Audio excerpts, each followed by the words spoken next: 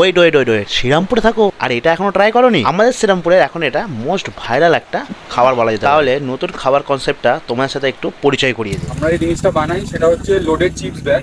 আচ্ছা, এটা একটা আমেরিকান স্ট্রিট ফুড কনসেপ্ট, সেটাকে আমরা মানে শ্রীরামপুরে আর কি লোকের কাছে আনার চেষ্টা করেছি।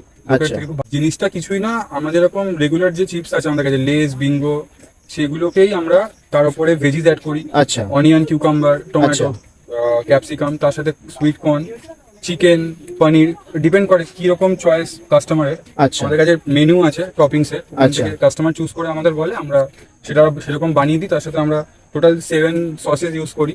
আচ্ছা, তার ওটা ইউজ করার পরে ফাইনালি আমরা প্রেজেন্ট করি। আচ্ছা।